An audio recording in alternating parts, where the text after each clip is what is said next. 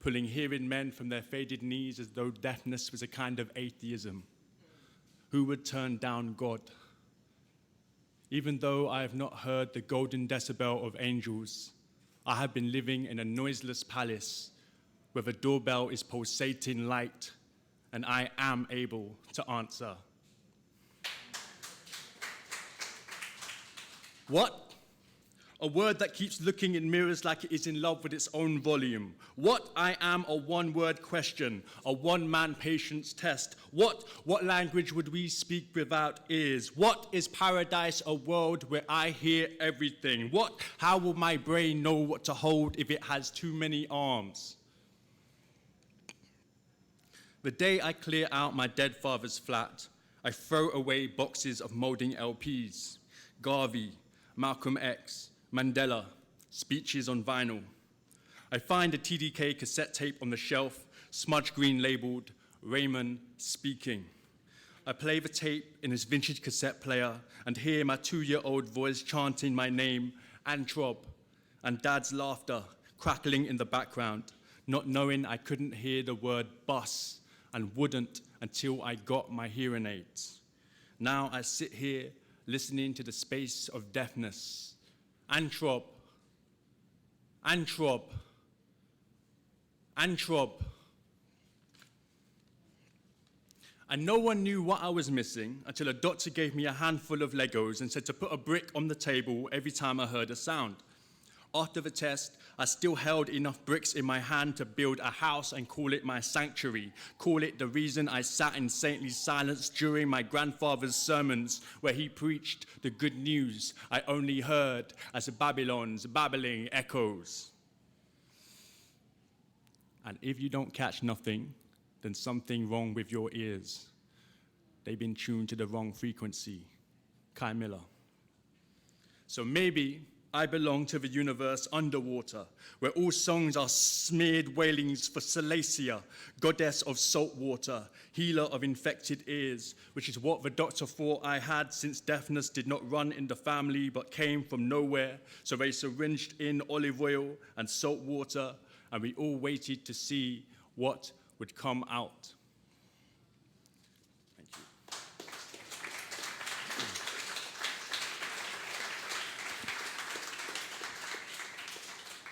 So I was in New York recently, and I got to see this newspaper article about this man called Daniel Harris.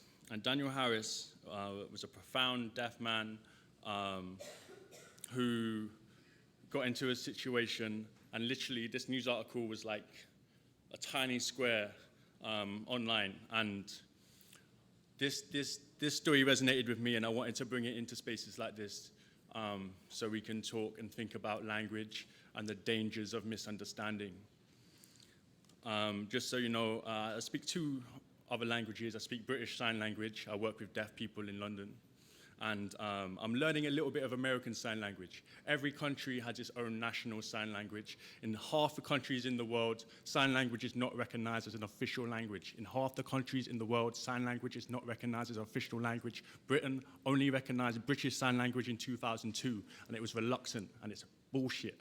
So this is how you say alive in sign language, American Sign Language. When Daniel Harris stepped out of his police car, the police officer was waiting, gun raised. I use the past tense, though this is irrelevant in Daniel's language, which is sign. Sign has no future or past tense. It is a present language. You are never more present when a gun is pointed at you. What language says this if not sign? But the police officer saw hands waving in the air, fired, and Daniel dropped his hands, his chest bleeding out onto the concrete meters from his home. And I'm in Brooklyn Coffee House in New York, reading this news on my phone, when a black policewoman walks in, 2 guns on her hips, my friend next to me, reading the comment section, Black Lives Matter. Now what could we sign or say out loud when the last word I learned in American Sign Language was alive, alive, both thumbs pointing at your lower abdominal, index fingers pointing up like 2 guns in the sky.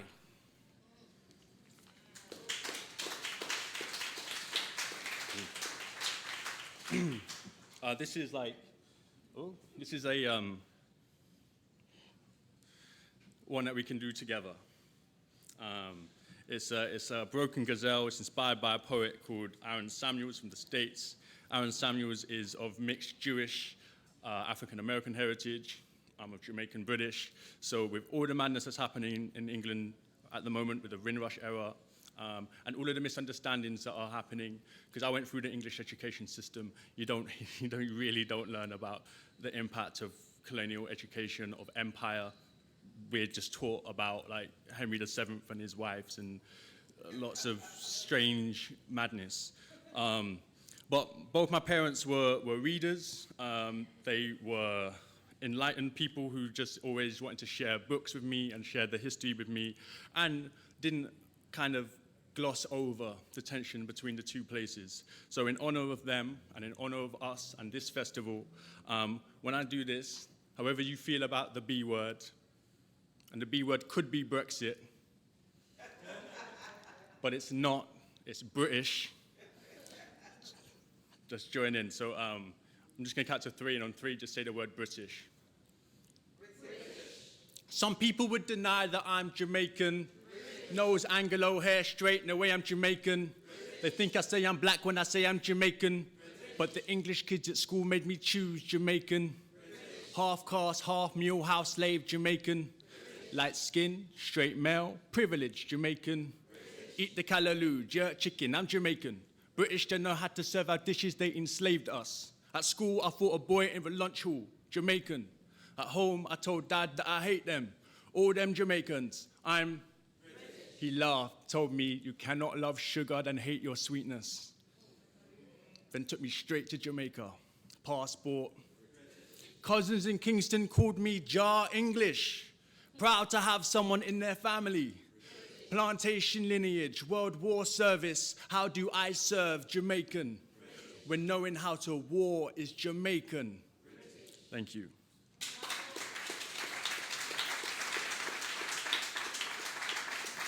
One more?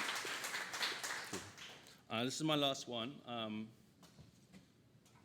going to say thank you so much for joining us. I'm really looking forward to the discussion, and I'm extremely honored and privileged to be part of this conversation that's going to happen, and the wider conversation of Caribbean literature, because festivals like this make me feel like the world is bigger than I can understand in my one place.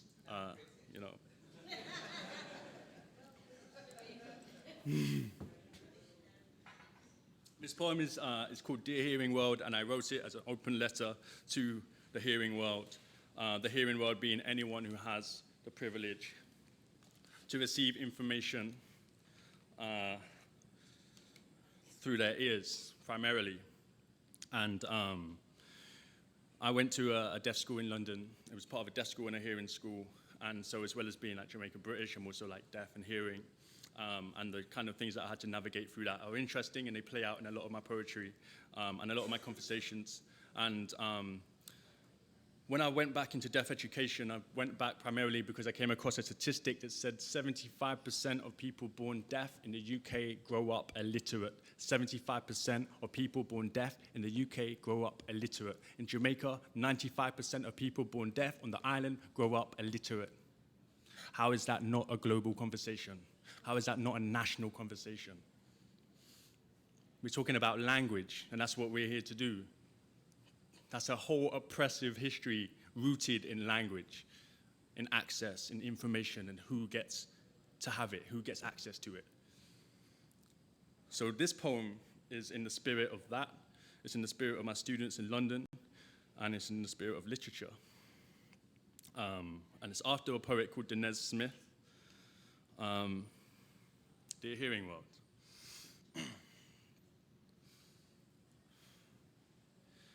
Dear Hearing World, I've left Earth in search of sounder orbits. A solar system where the space between a star and a planet isn't empty. I have left a white beard of noise in my place, and many of you won't know the difference. We are indeed the same volume. All of us eventually fade. I've left earth in search of an audible God. I do not trust the sound of yours. You would not recognize my grandmother's hallelujah if she had to sign it. You would have made her sit on her hand to put a ruler in her mouth as if measuring her distance from holy. Take your God back. Though his songs are beautiful, they are not loud enough. I want the fate of Lazarus for every deaf school you've closed, every deaf child whose confidence has gone to a silent grave, every BSL user who has seen the annihilation of their language. I want these ghosts to haunt your tongue-tied hands. I have left earth. I am equal parts sick of your I'm hard of hearing too. Just because you've been on an aeroplane or suffered head colds, your voice has always been the loudest sound in a room. I call you out for refusing to acknowledge sign language in classrooms, for assessing deaf students to what they can't say instead of what they can. They did not ask to be part of the hearing world. I can't hear my joints crack, but I can feel them. I am sick of sounding out your rules. You tell me I breathe too loud, and it is rude to make noise when I eat. Sent me to speech therapists, said I was speaking a language of holes. I was pronouncing what I heard, but your judgment made all my syllables disappear. Your magic master trick here in the world, drowning out the quiet, bursting all speech bubbles in my graphic childhood. You are glad to benefit from audio supremacy. I tried hearing people. I tried to love you, but you laughed at my deaf grammar. I used commas, not full stops, because everything I said kept running away. I mewed over long paragraphs because I didn't know what a natural break sounded like. You erased what could have always been poetry. Strike that out. You erased what could have always been poetry. Taught me I was inferior to standard English expression. I was a broken speaker. You were never a broken interpreter. Taught me my speech was dry for someone who should sound like they're underwater. And it took years to talk with a straight spine and mute red marks on the coursework you assigned. Deaf voices go missing like sound in space. And I've left Earth to find them. Good morning. I was secretly hoping that I went before Raymond, but it's all right. All right, so I'm going to read a couple poems from Make Us All Islands, and then I'll read a few from Giant.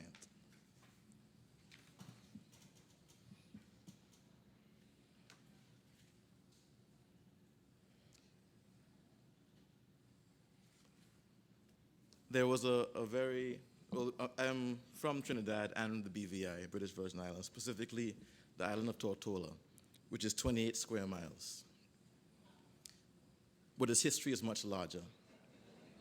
And there's a peculiar case during the plantation era.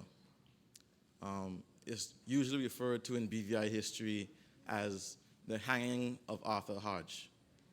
And Arthur Hodge was a particularly brutal plantation owner, slave owner, right?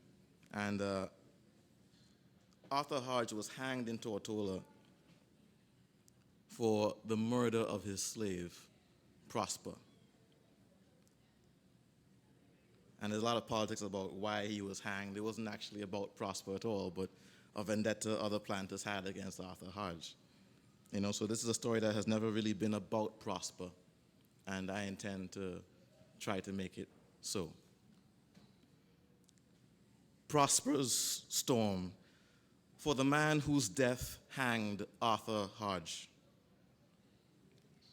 On a rusted hillside, old hymns are sung along the skirt of a field hemmed by cedars.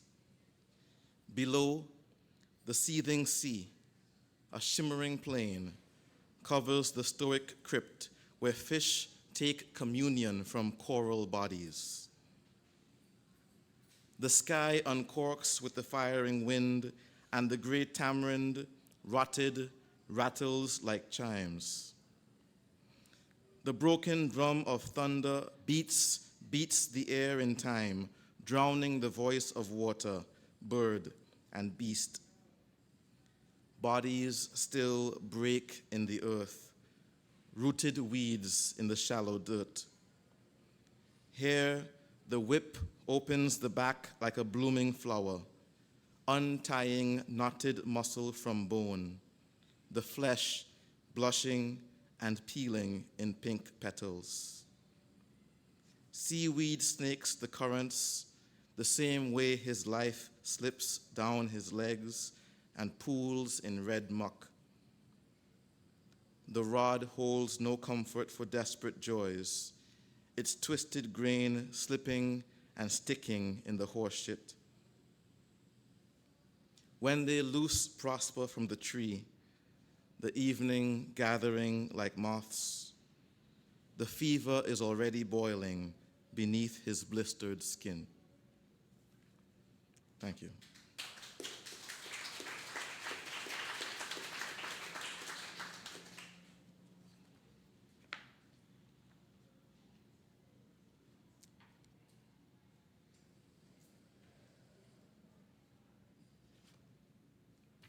This one is called All Waves Are the Sea. And if you couldn't tell by the cover, this collection is obsessed with the sea. So bear with me. All waves are the sea. The night gathers about its wings as schoolgirls flutter in a flock of pleated skirts, their craning necks no longer powdered, waiting for some back-footed duenne to part the cane. Somewhere near, an old man's voice clatters against his stick, which he waves at the roaming cattle. The village's boys gathering stones, their buoyant bones do not alight here, where the sea is always, and always are the sea. 2. Imagine a rungless ladder, climbed unthinking, above pasture and road.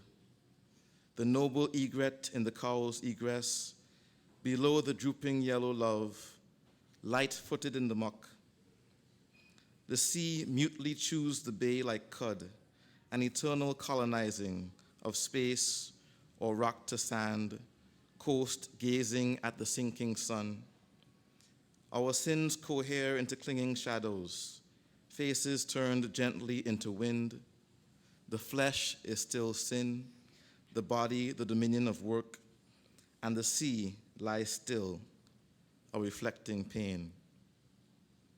3. Our bodies are comprised entirely of elbows and knees and hips, parts that bend under heat and heaviness. We must wonder what decency tastes like in the mouths of the decent, like the frothy, fading fog in the light distance, hazing the infinitely boring horizon. If in the night we disrobe our skins under tamarinds and blaze to the emptiness like comets over the vastness of the bay and the openness of our scars and hearts. Thanks. Oceans. I once tried to hold the ocean in my hands, in a glass. In the past, the sea would grind the bones of slaves, of sailors into sand. Even the sand can be lessened. Like us, when cold water pushes past lips, teeth, tongue, throat, into lungs, and all is filled cold. The ocean is a universe, an abyss consuming even light in its depths. What word, what voice moving over its dark currents? In my glass, the ocean is radiant, is effervescent, a mouth tracing the body. I want to roll an ocean into a ball in my hands. I want to hold it up to my eye, to search for imperfections I know are not there. I map Africa, America, Europe, Asia, continents like opposing parentheses, enclosing nothing except the histories of too many people. A broken book of poems, stanzas falling like shards, Oceans slip out of me, middle passage, Kalapani. I parted your legs, and between them I discover another ocean. There is an ocean between us I cannot cross like my ancestors did, and so we all remain divided, like the shores of islands. I held an ocean in my mouth. Its cresting waves tickled my palate. My tongue oared its waves, but I could go nowhere. The ocean between us has swallowed the ground, swallowed the sky, and all of this is only water. Thank you.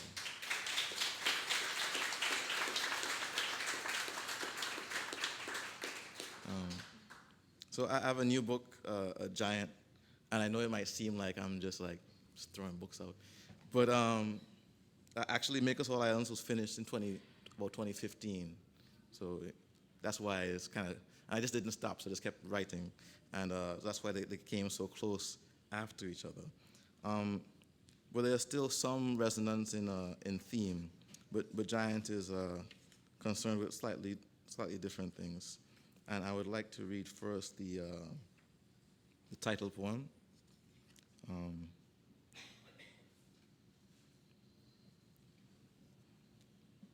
One. Having lost their sight in unlighted deep, the gods of our fathers rose and strode towards falling shards of sunlight. The ocean splashed about their groaning limbs, foaming and licking their creaking bodies, stippled with black barnacle. Their bent backs, crowded with scaly, crawling things, straightened and shone brilliantly. The walking gods brushed the gaping heavens with their foreheads.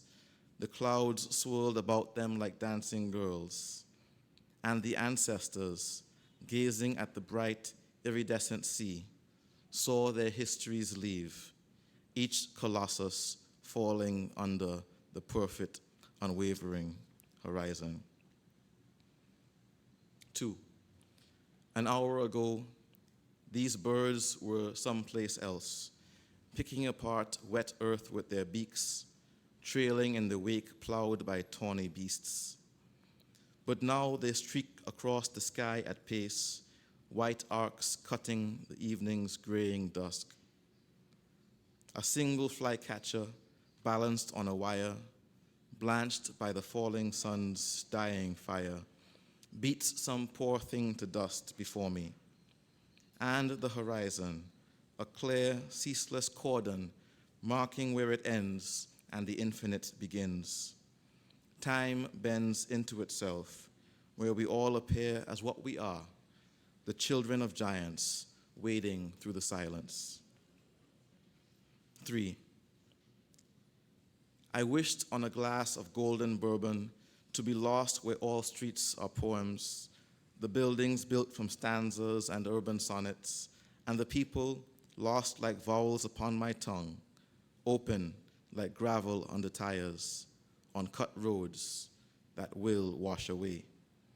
Like old Kumbhakarna's slumber, broken by the tusked stampede, his body lashed, prodded, stricken by trident and thick mace.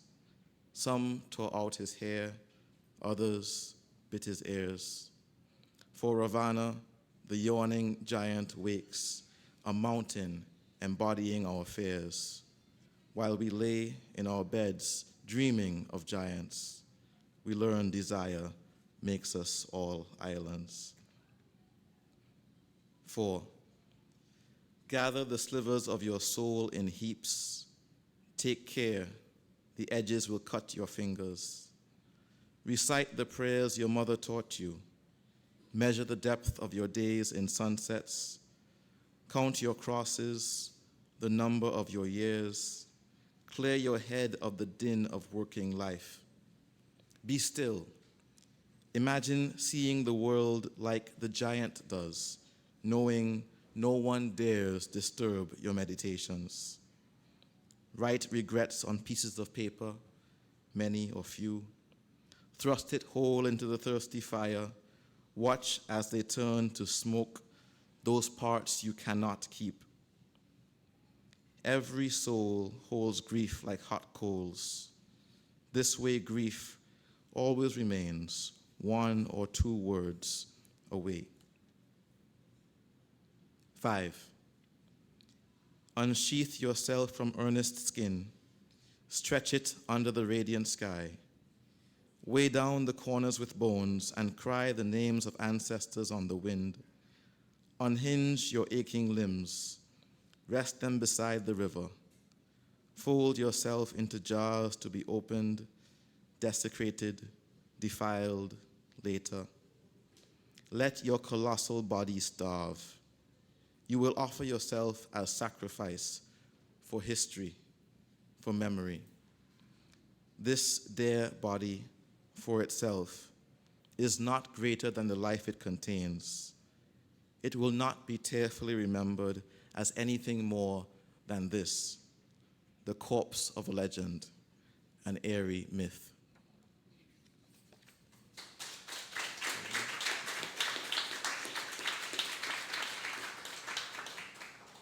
Thank you very much. I'll read one more poem, and this is, for those of you who are familiar with the British Virgin Islands, we are a territory of the United Kingdom, right? So the empire is not dead, right?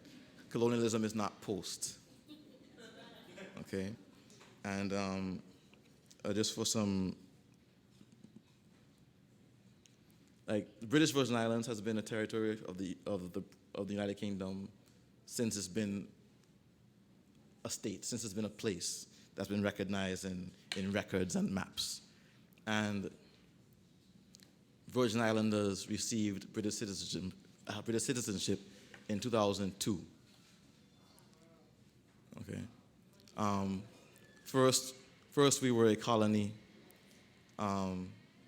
Then we were a dependent territory, and now we are an overseas territory. And, you know, so I always talk about what territory means, possession, ownership. And, you know, we used to have Colony Day. Now we have Territory Day, you know. So I wrote this in response to a particular event that was held in the BVI about 2 years ago. And it was held by the governor at the time, you know, one of the first Theresa May appointed governor of the British Virgin Islands, who held a essay competition for children that the prompt was, what does being British mean to you? And then we had this lavish celebration for the Jubilee, for the Queen's birthday, and we celebrated it more. It was a public holiday in the BVI. It was not a public holiday in the UK. So, yeah, and I was asked to judge this essay competition. So, this poem is in response to the parade, right, of school children and police officers and, yeah. Sorry. It's called Wardian Case.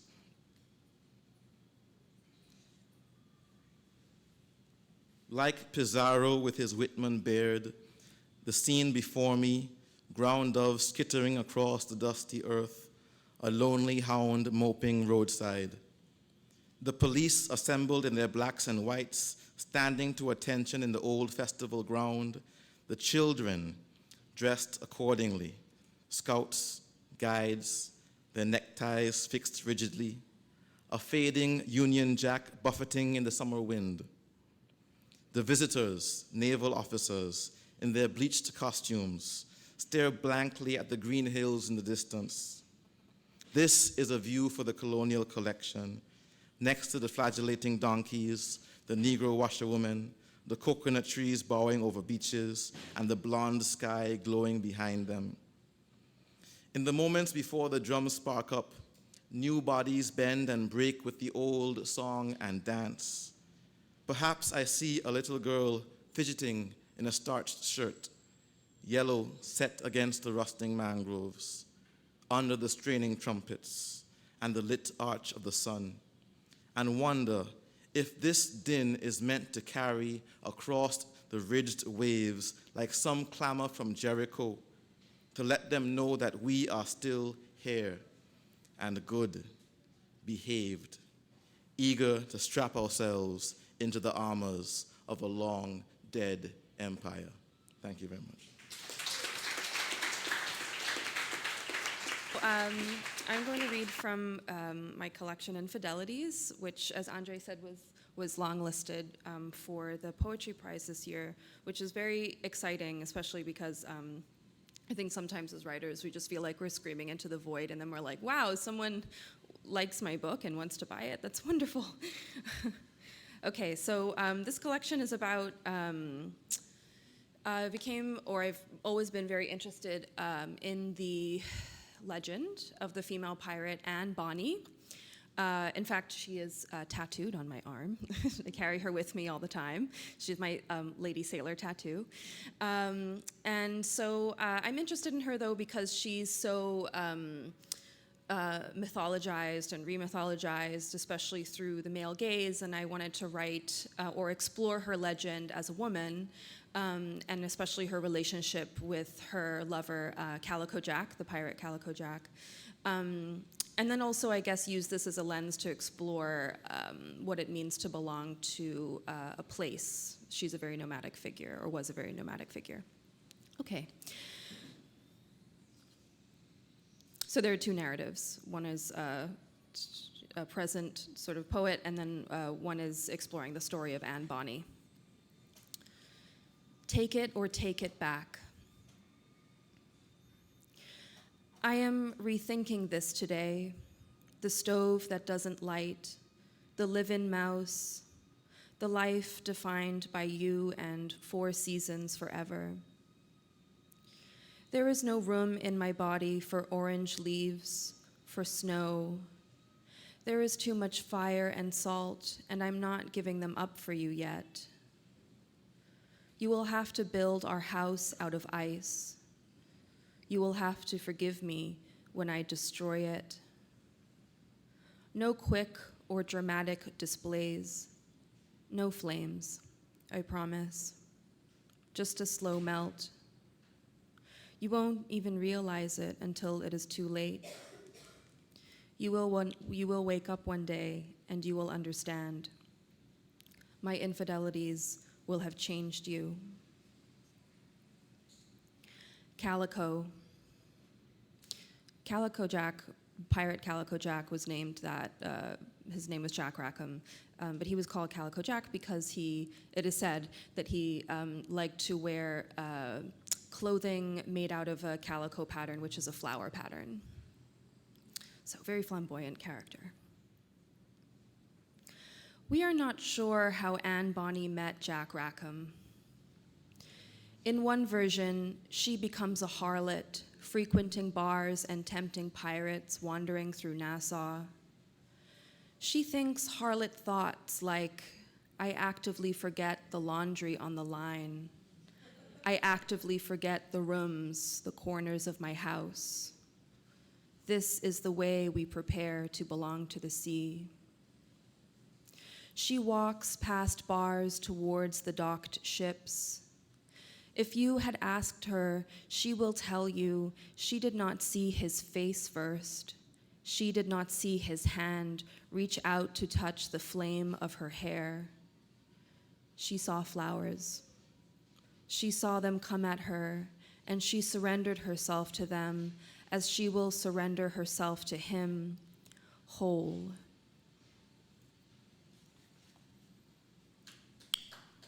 Thank you.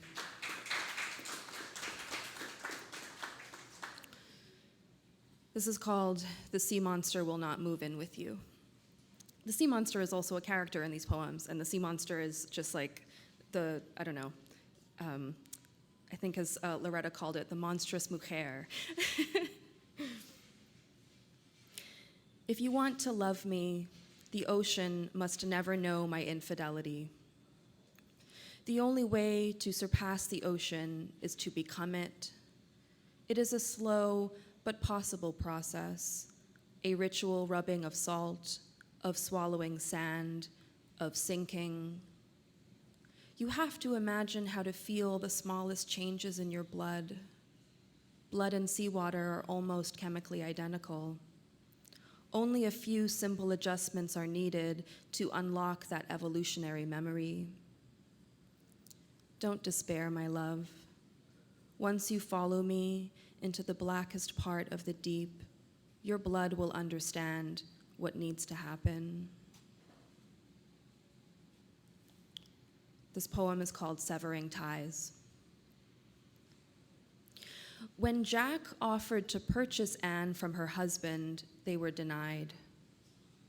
Jack's punishment was banishment. Anne's was public flogging. When you give yourself whole to a man who is not your husband, never mind the trickery of flowers, you will always end up in pieces. Anne's husband must have forgotten the spirit of the woman he married. He does not think, as he sees her return from the town square, bruised as a crushed hibiscus, that she has already decided to leave him as she left her father by the ocean. She waits until the poincianas bloom again, and then she will wake up and glance outside her window and see a figure in the shade of the flame tree staring back. The figure leaves a red flower on her windowsill. She wears this in her hair the whole day, but not even this will signal to her husband to seek higher ground from the surge of her sucked-back rage. It is only after she steals his clothing, only after she follows the figure that reappears at dusk to the dock full of sleeping ships, only after she holds a gun to the head of a guard while the figure leads his crew on board, that he will come home to a particular underwater silence, as if the house had been buried by a tidal wave long ago, and he will find in every single impeccable room, like a most poisonous infiltration of sea anemone, those red flowers tangled with the severed strands of her hair. Thank you. This is called Not Waving. Don't you ever forget that you are mine. I claim you and every crooked tooth, the mole hidden behind your earlobe, everything. I claim even the open water of your dreams.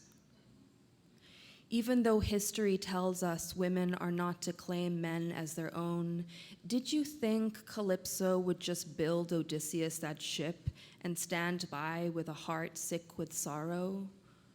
Do not forget, she clothed the hero before he set out to sea. These clothes later sucked him down in raged stormy water. If you are not mine, then no one shall claim you.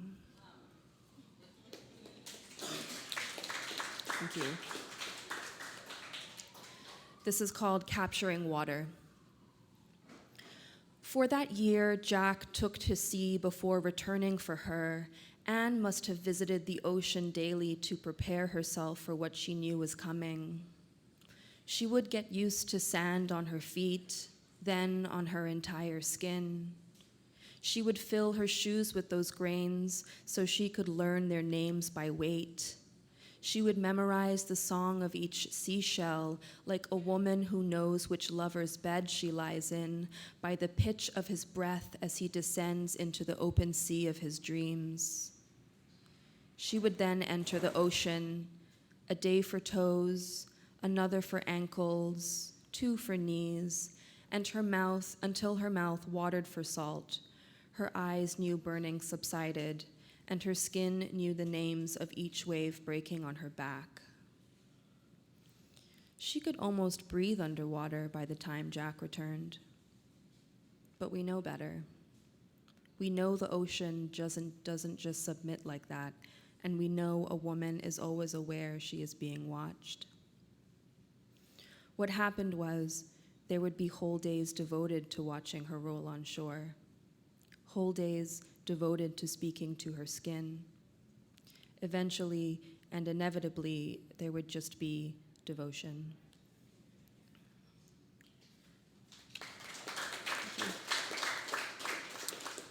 This is the last poem I'll read from this collection. It's called Homeward. It's hard to understand the act of leaving, even harder the act of returning. Deep in the heart of a foreign city, all I do is witness the stripping of trees. I imagine what it must be like to die twice, once at the first sign of Earth's betrayal, and again at the bright green desire to be part of the forgotten landscape once more, as if loss had never changed me. Bury loss within. This is necessary. This is how you begin to belong to the first spring after I leave you, without any buried bulbs in my wake, just strands of my hair tucked into the corners of your home. Yes, my love, into every single one. Thank you very much. As I listened to the three of you all, I noticed that you were all interested in politics of one form or the other. So Sonia, gender, Richard, nationhood, Raymond, nationhood as well, but also race and their intersections. And I was wondering, to what extent do you think the role of the poet involves politics inherently? Is there something that the poet must do? Is there a normative claim the poet must make? You. Me? Yeah, you should. Yeah. Oh, okay. Yeah, I don't know. I think the role of the poet is different in different communities, in different places. So yeah, there's not one thing that a poet must do. I do believe that a poet should understand the links between these things. You just use the word intersection and intersectional. But I mean, I don't know, I don't separate my work, my poetry from my activism. I mean, I don't know, what do you think? Oh, thank you. I pretty much agree. I think the poet, I mean, there's a particular obligation to self and the process and the business of being a poet. But there's also an obligation, I think, to the communities that you belong to, the communities that you are in dialogue with, and their concerns. And coming from people like to say they come from a small place, coming from a particularly small place, that I was telling Raymond the other day that's like an obligation that I carry around with me, because there's a sense, if I don't, while we might say these things in conversation and in various fora, I have an obligation back home that I feel that if I don't write it, who is going to? If I don't tell these stories, I have a distinct fear of somebody else telling our story, and those complications.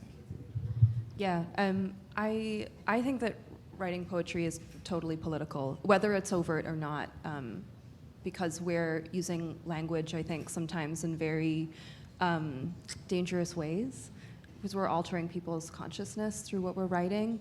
And so, yeah, and I think with these poems here, I recognize that I was sort of trying to reframe a narrative, and that's always what I do in my work. Like, I see my writing practice, and I guess my visual arts practice, and my publishing practice as creating new narratives, not necessarily to replace the old ones, but to present alternative ways of existing and thinking about the world. And I think that that is ultimately a political act for sure. Yeah, as you mentioned your publishing practice, I wanted to ask you, to what extent does that have an impact on your actual process of drafting a poem? So, for instance, your installation at Grandison Lab, it involves an erasure, and it's very specific. Perhaps you could talk about that. Yeah, so this installation at Grandison is a project. It's called A True and Exact History, and it's an erasure of the 1657 book by Richard Ligon, A True and Exact History of the Island of Barbados. And I started it, even though I'm Bahamian, the reason it's a text about and from the area of Barbados is because I saw the book during a residency at the Fresh Milk Art Platform in Barbados in 2016. Anna Lee Davis, who is the director of that art platform, pulled the text, and I was just really interested in how this text became such a formative text for the Caribbean space. Interested in Ligon as a narrator. He doesn't fall into, the book doesn't fall into any category very well. And so I made an erasure of this text. An erasure is a process by which you take an existing text, remove parts of it, and leave other parts in order to create a new narrative. And the new narrative is concerned with challenging the place of this book in Caribbean history, especially through creating a sort of shifting and ephemeral space and addressing, I suppose, the violence that we still face today in the Caribbean region, like the legacy of what narratives like Ligon's have done to our space. And when I made that, I always start with the text. I don't always start with the book. The text then informs the structure of the book. So that can take on various forms. A True and Exact History is a series of like 200 5x6 separate cards, and they're sort of spread out on a wall. So you can rearrange the narrative, and you can come into it at any point and exit it at any point. But as you read it, you probably can never really find a footing in the narrative. Something like this collection of poetry, which I've been sitting on for a long time, and I mean, I am ultimately a control freak, and this is why I publish my own work. That's the bottom line. I don't think I'm like too good for anyone or anything like that. I just want my books to appear a certain way. And so with this book, I just knew I wanted to incorporate some form of letterpress printing or a handmade quality, and so that's why this book has a letterpress printed cover. So that's how things inform how I make books. I was just thinking about Anthony Joseph's intermediate performance last night of Kitsch, and your discussion. It was brilliant. Yeah, oh my God, it was Yeah. astounding.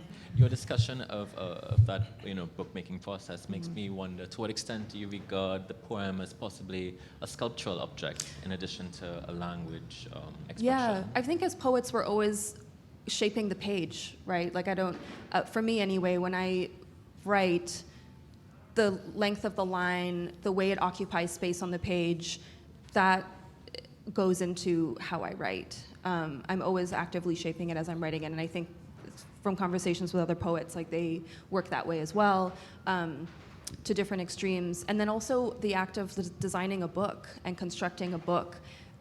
Again, you're shaping a spread, and you're shaping multiple spreads that you have to encounter in a sequence. And so that also is a sort of language too, and a sort of structure building. So yeah, that goes into how I design. So so you do erasures, and Richard, you have selected extracts from historical documents to cobble together narratives in the first book particularly. Yeah. And to some extent, Raymond, you have worked with chance operations like the opening of a dictionary to pick words. And I was wondering about that, chance, because you're mentioning this intentionality. To what extent do chance operations play a role in your writing? I think in the construction of Make Us All Islands in particular, I was very much obsessed with almost like, in a similar sense, erasures, but not as an artistic practice, but of a colonial one, Yes. and of silencing. Mm-hmm. So like the first movement of Make Us All Islands is looking at a particular community of Africans who arrived in the Virgin Islands after the abolition of the slave trade, but before the abolition before emancipation. right? So they're historically referred to as the liberated Africans because they arrived through the British seizure of Spanish and Portuguese slave ships.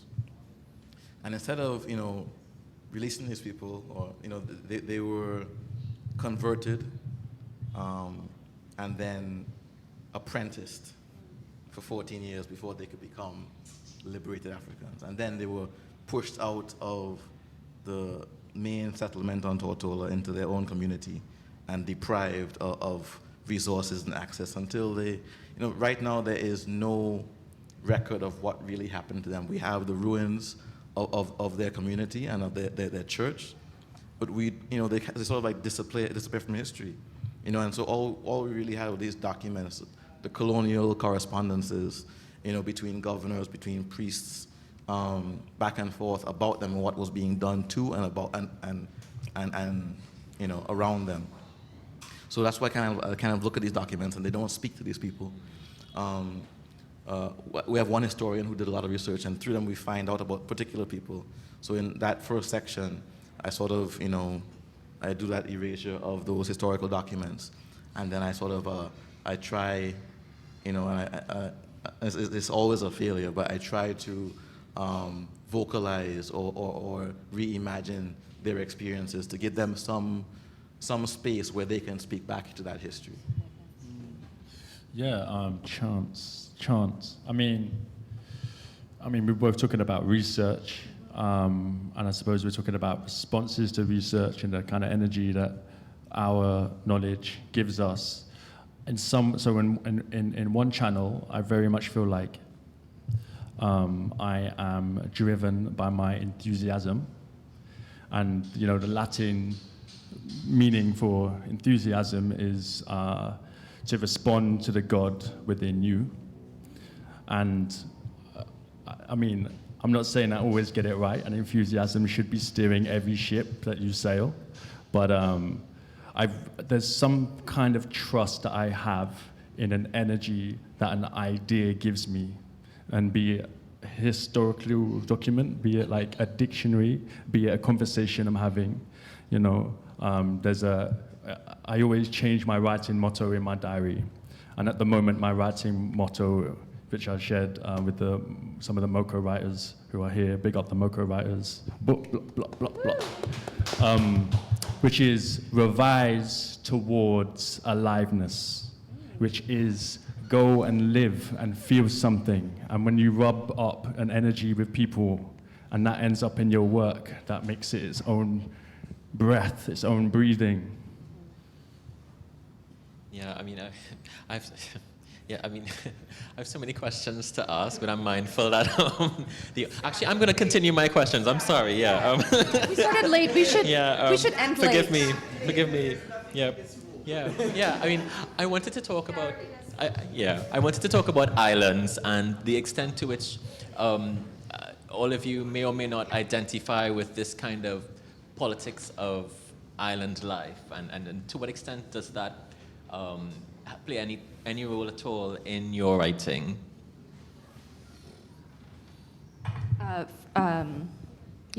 Yes, for sure.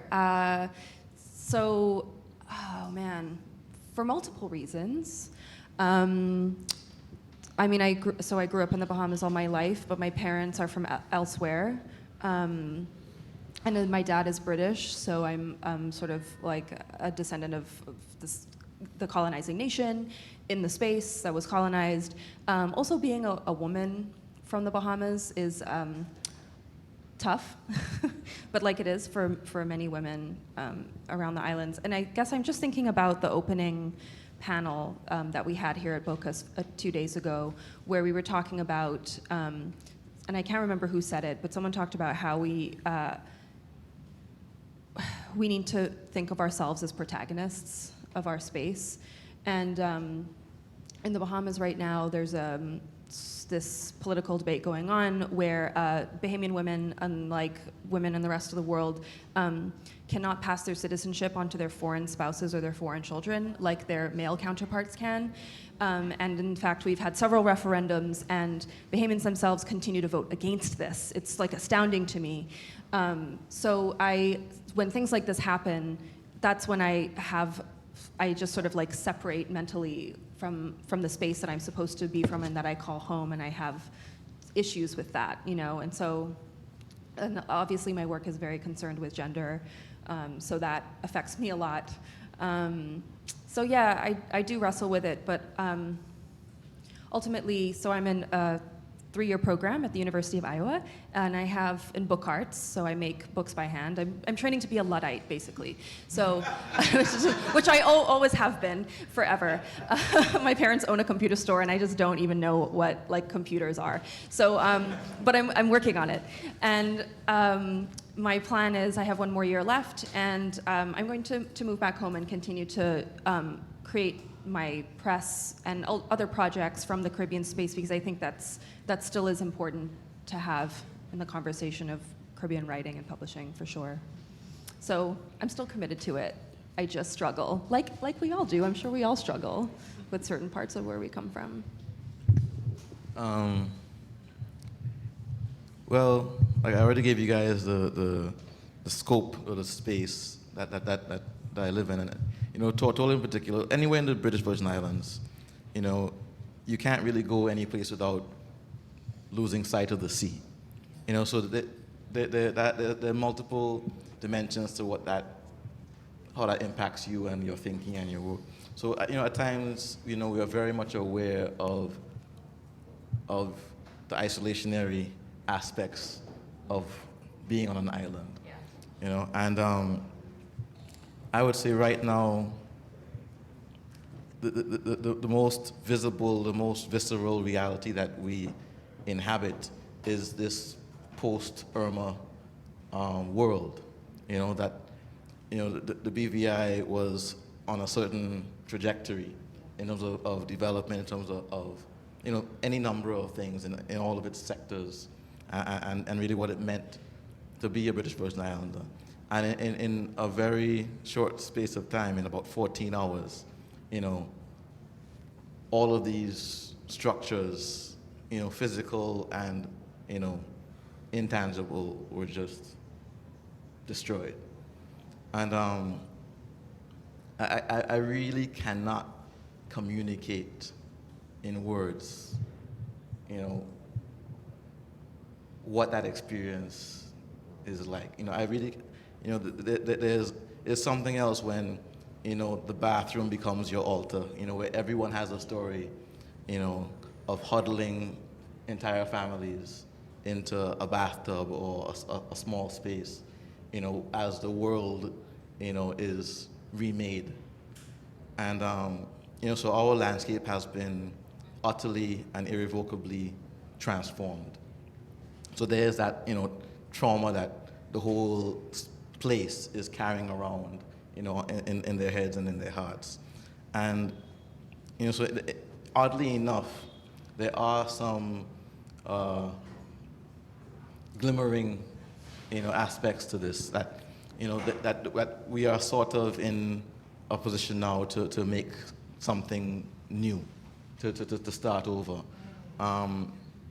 You know, and so then we're also grappling now for the first time, really critically, what it means to be a British Virgin Islander. You know, what it means to have this. I mean, I know we're against time, we're long past time, but like, I'll just give you a quick factoid.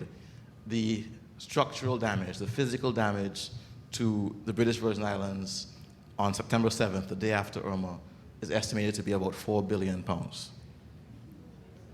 The budget for the BVI prior to Irma is about revenues of $320 million US. Okay?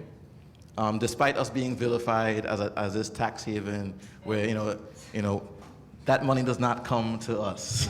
That money is not ours, right? You know, those yachts in the harbors do not belong to us, right?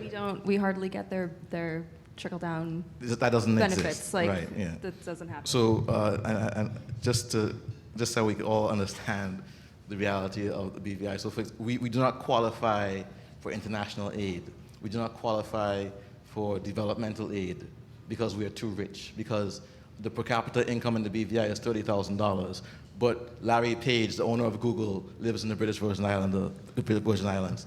Richard Branson lives in the British Virgin Islands, right? Henry Jarecki and Robert Johnson, and about 7 multi-billionaires live in the British Virgin Islands. The regular person on the street, in the service industry makes between $12,000 to $15,000 a year, right? When our premier went to the UK Parliament to tell them what we were going through and what we needed, they cut him off, right? The Tories see the BVI, they love the BVI, the idea of the BVI as the last bastion of a great empire, right? Labour looks at the British Virgin Islands as an evil tax haven. There is no succor in the UK Parliament for the BVI.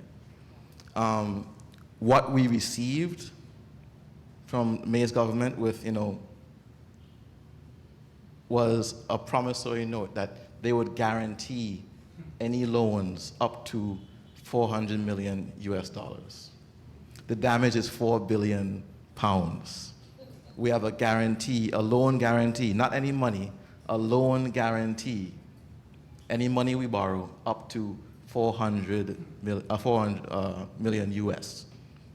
Okay, so that is the reality that we are all living, and that is the uncertain future that we have to grapple with. So that none of us can escape this. So Raymond, finally, perhaps you could take the same question, but from the angle of the fact that you've written so movingly about your father. To what extent has poetry become a way of voyaging for you between different islands? I mean, let me just. I mean, I'm still like processing what I just heard. So, boy, I need to breathe. 1 minute.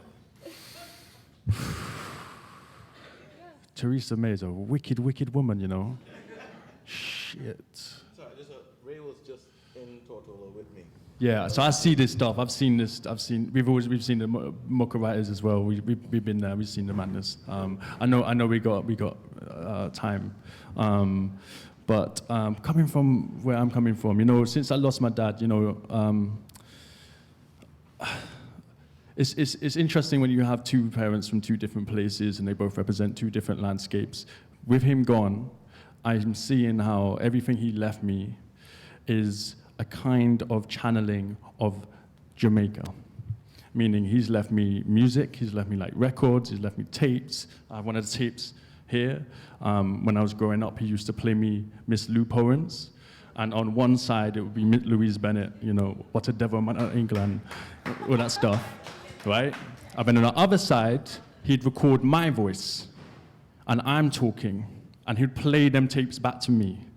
And it's only now he's gone and I'm left with these tapes that I'm realizing that this music and this sound was his way of translating his landscape and his island and his history and his language to me.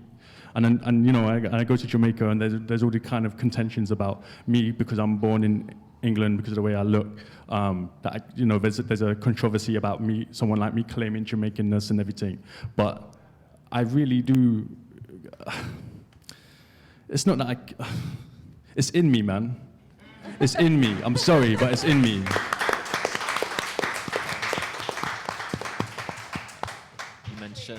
You mentioned Miss Lou. You mentioned Miss Lou. You've also spoken very movingly about Derek Walcott and the influence Yes. his work has had. And could you talk a little bit about that? Actually, could all of you talk a little bit about that very briefly, seeing that we have to open the floor to questions for 1 minute.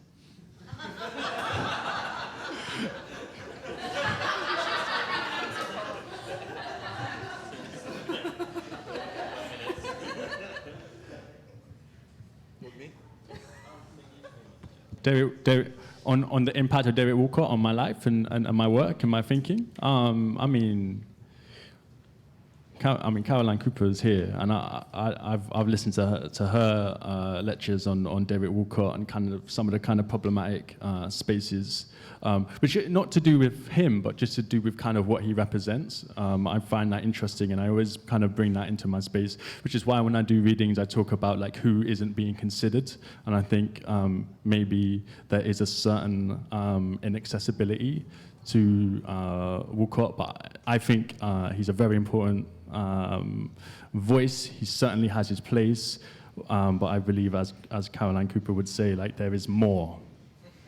There is more. Okay. I think something of Walker's that I like to turn to that doesn't get as much conversation outside of academia is his essays. So you always hear about the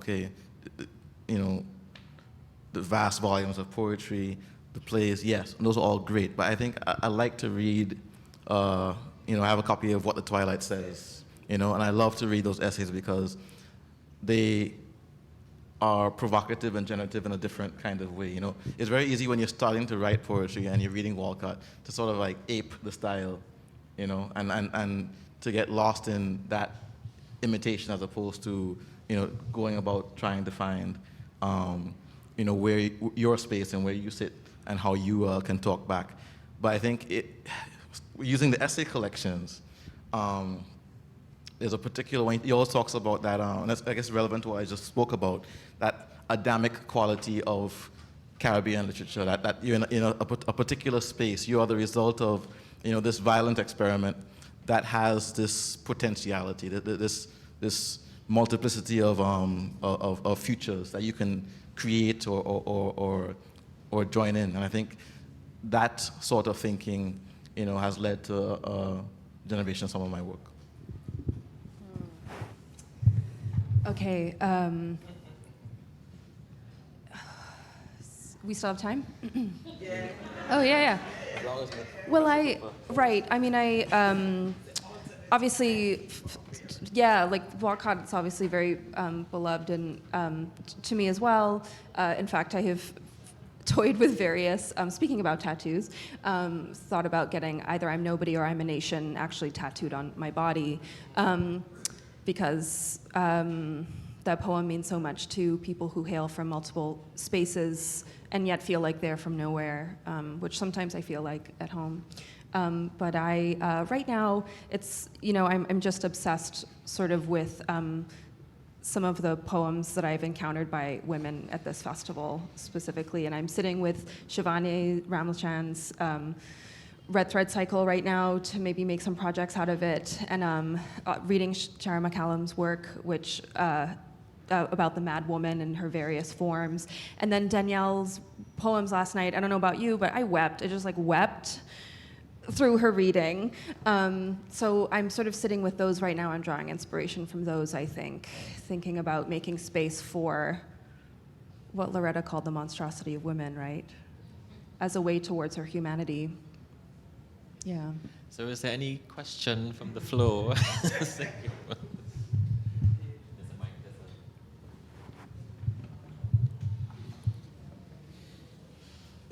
So terrible. Lucky you.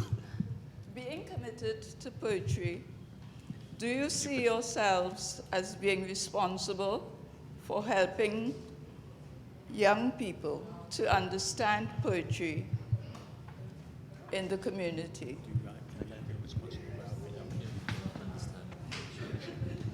Can I jump in? Yes. Sure. Just because I teach at a college, and I've spoken about this quite often, that I have deep, serious issues with the way in which poetry is taught in curriculum. But I think kids come open, right? So they come into the school open. They shouldn't leave closed. And quite often in the college classroom, and we're doing, let's say, an elementary literature course, and they'll be fine with fiction, right, for the most part. And as soon as we say that we're moving into poetry, like these walls start going up. And I think, things like using poetry to teach comprehension, using poetry, and there's like an answer sheet, using poetry and the 8 prescribed questions, that's just nonsense.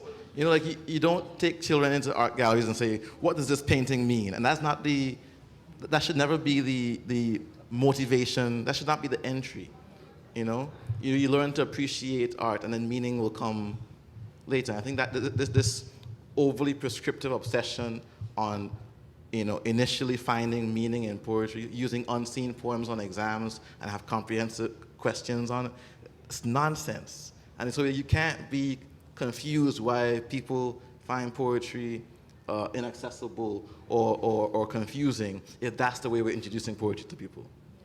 So I'm going to be overly prescriptive now and say, ladies and gentlemen, please give a round of applause to 3 poets.